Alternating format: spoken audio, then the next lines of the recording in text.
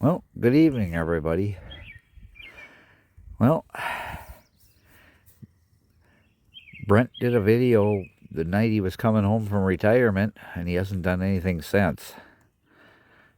So I figured I better put something up. Will from Faraway Farms, he threw a little plow challenge at me. So we gotta get on that. And so I just thought I'd give you a little touch of some happy cows sitting out here, grinding away on the feed. I came out in this pasture today and mowed all the buttercups and stuff down, and these guys are pretty happy. And I don't know if you guys noticed or not, but that was one thing that's been happening since I did the last video. Was there's now 5 cows here. Well, May 15th, we brought the steer. We brought him up and brought him to freezer camp, and that's where he's went. And so yeah, no, we got a freezer full of meat and gave a little bit out to neighbors and whatnot, and everybody's been giving me good reports that I've been raising my cows right. So that's what I got. So anyway, we've had kind of a interesting spring, and the other thing that's kind of a little heartbreaker for me, but I only got one puppy here with me tonight. And yeah, one of my puppies, the other one, she got sick and brought her to the vet, and we got her all healed up, I thought, and she laid down and died one night. So we're down to one doggy. So yeah, no, that's kind of what's been going on. So I kind of give you a little walk around here tonight before I start getting into plows. And give you kind of a look at the hay. It started out, I was a little worried about it. May was not good for rain, but June has been really pretty good for rain. And yeah, I'm a little jerky here, trying to walk and talk. And this stuff, yeah, it's not the tallest in the world, but that stuff is thick. This little tiny patch here, last year we got 30 bales off of. I'm guessing it's going to be between 50 and 75 this year. It's thick. There's some nice orchard grass starting to pop up in here. Some nice red clover popping up. And the Timothy is really coming to life. So that's what we got here. So I'll bring you back when we get up to a plow. So that's what I got right now. Well, another thing I'm going to show you before I start showing you plows. You know, most kids, as you probably, few of you know, but I'll let it put out there.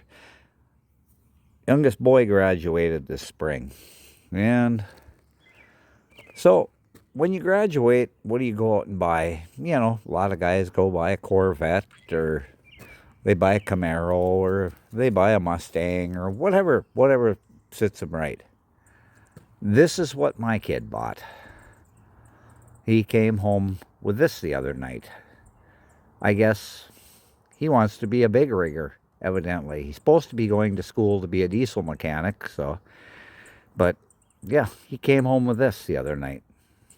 Bought it from his boss that he works for. He got a heck of a deal on it. I mean, he couldn't go wrong. I told him, I said, you buy it if you want. If you don't buy it, I'm going to buy it, because the price was right. Little 82 Ford L8000. It's got a 3208 cat in it with a 5 and a 2. And yeah, no, nice little truck. It runs like $1 million. His boss used to use it for when they were doing concrete. He used it for hauling forms and pulling the skid steer trailer and stuff. And so it'll work. Nice 16-foot bed on it, steel deck on it. he's got to get all the crap out of the back of it here now, but it'd be nice for hauling hay. So yeah, I guess that's what my kid buys. You know, he's a big rigger. Don't buy a car. Don't buy a half-ton truck. Let's buy a 2.5-ton truck. I guess if I put farm plates on it, he can drive it legally, but otherwise he can't even, he doesn't even have a CDL to drive it. So anyway, okay, we'll get on with the plow thing now. I'll bring you back. So here's one plow I've got. This is a Restore. This is, I've never plowed with this one. The guy that had this plow,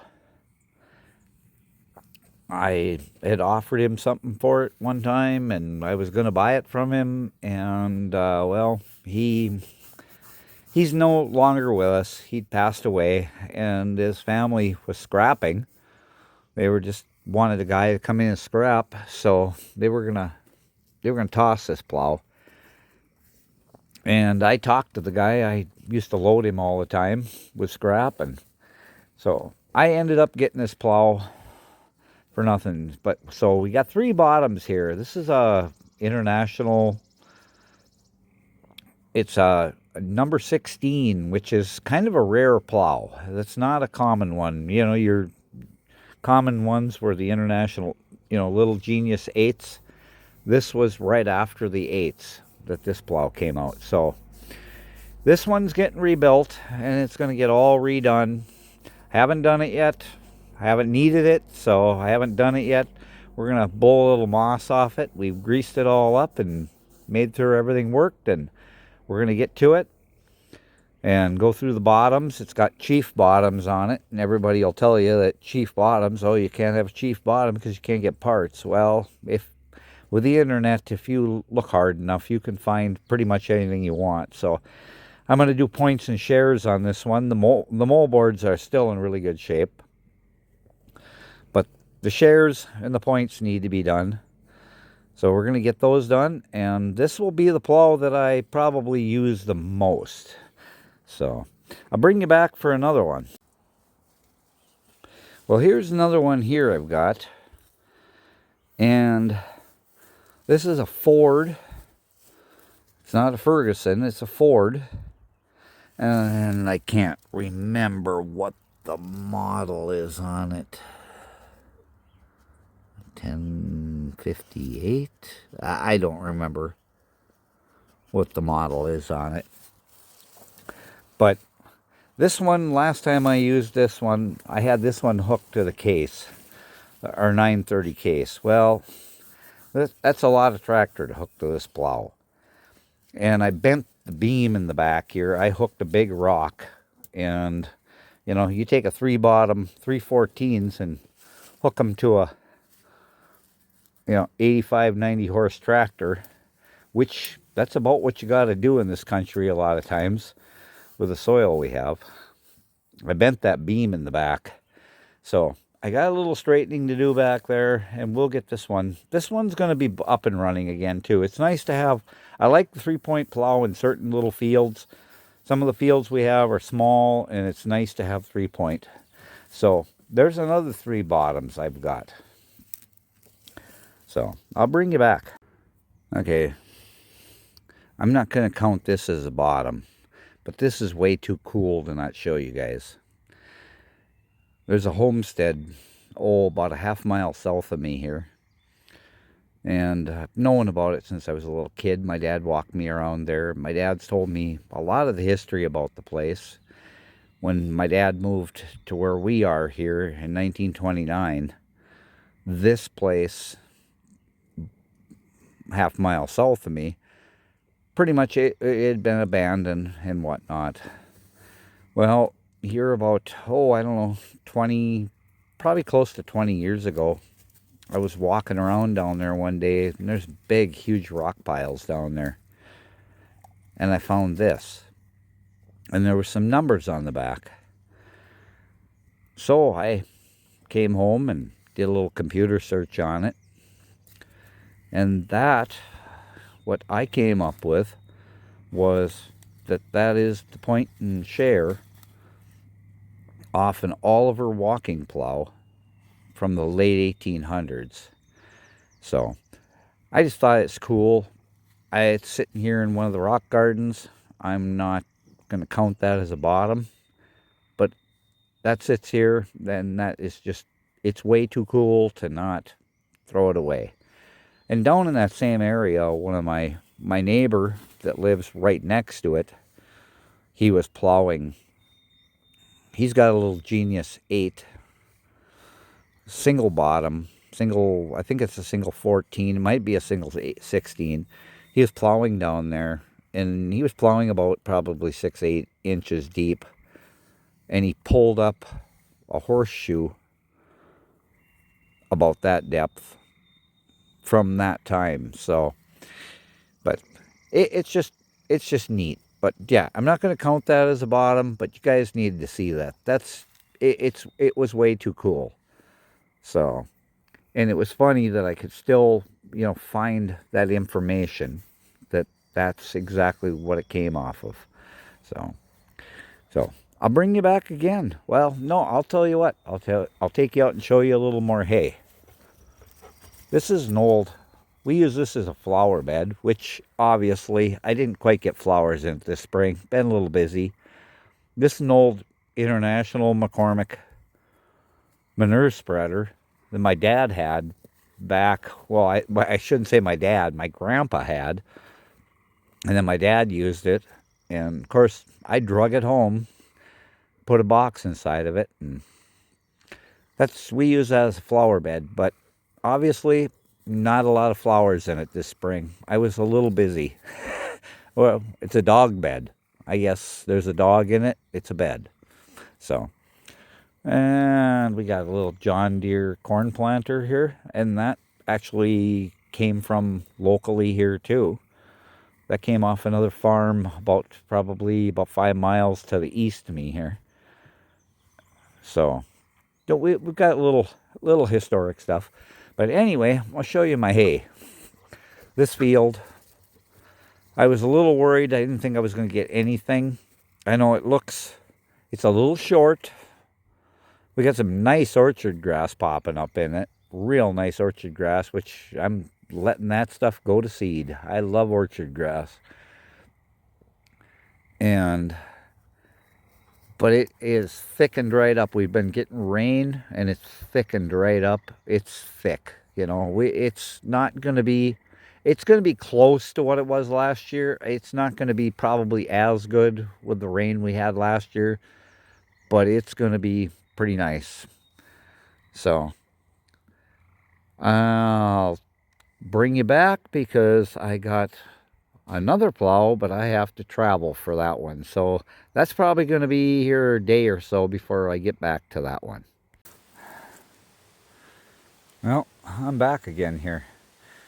So this is another plow that I've got. This is over at one of the places I cut hay. I had it over here. It's been sitting here for like 10 years. I was going to bring it home last year, and I forgot to put it on the trailer. So yeah, but this is a wired I think it's 214s is what it is. Kind of buried in the weeds here because it's been sitting here for a while. But this is getting to be a pretty rare plow here too, because they were made in New York. And I don't remember, somebody bought the company out in the 50s. And Wired had started out with making walk-behind plows. So this is one of probably their last models they made. But it's pretty complete. It'd be impossible to get parts for. The only thing you could ever do if you ever wanted to, put new shares or points or anything on it would probably be to either adapt it over to something else or have somebody custom build them. But it's plowed. I've pulled it behind the H before. So, but this is another one I got, another antique I've got. So I just thought I'd show you this. And there's my view out here. Yeah, we got, the hay is about the same as it was last year. It isn't anything fabulous, but this needs to be rolled over so bad. this is another one of my projects is getting this done. So get a chunk of this done maybe this fall and put some winter rye or something in it, and then start replanting little by little here. So, well, anyway, thought I'd show you guys that one too. I'll bring you back. Well, like a bad dream, I'm back again. So, yeah, we dropped both the little fields here at home today.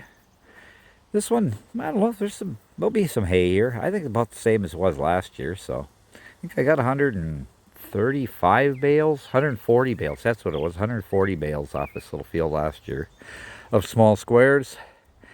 And the other one down there, that one was really thick. The clover was unbelievable thick in it. And I got that cut. And of course, just about the time I was just about done with that, then we had to have a little thunderstorm. It didn't last very long. I don't think it mounted to anything, but so got that done. So yeah, no. And I picked that one up yesterday. My daughter's going to be gone for a couple weeks, so I'm babysitting. So I was babysitting. And then we got our special black-bellied golden retriever from eastern Montana. Yeah, that's a special breed there. Yeah, definitely a special breed. So, yeah, so, no, retirement. The guys that have asked me how I like retirement, I like it. It's been busy. I don't know how I kept up with it back when I was working, but yeah, no, I've been keeping really busy. I'm still a guy. I drive dump truck for once in a while, doing that a little bit, and so that's keeping me, I haven't driven for him for a couple weeks now, but Kai told me, it's a guy Kai works for, so Kai told me, he informed me I had to work this week sometime, so, but anyway, so yeah, no, it's been good. Yeah, the last day, the day after I pulled the plug, me and Maria jumped on an airplane and flew out to Oregon. Spent 3 days out there with Ed Goslin and Becky, Calf Whisper.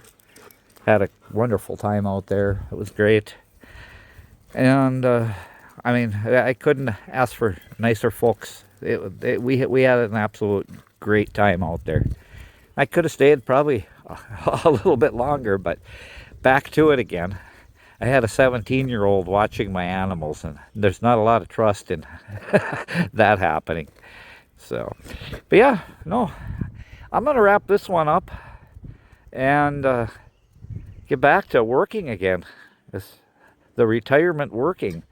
So, well, I'll try to make a few more videos here now. I just, like I said, I was a little burned out, and I'm going to try to get to it and get some stuff done. So, thanks you guys for watching, and I guess on the plow bottom challenge, I've got 8 bottoms is the best I can do. But we got a couple, the neighbors got a couple plows too that once we get them dug out here, we're going to use them this summer. Once we dig those out, those I'll definitely get in the mix here, because those are some pretty antique-ish plows. But they're even more antique than the antiques I have. So, well, okay. Thanks you guys for watching. I hope you all have a great day, and we'll talk to you later. Like and subscribe.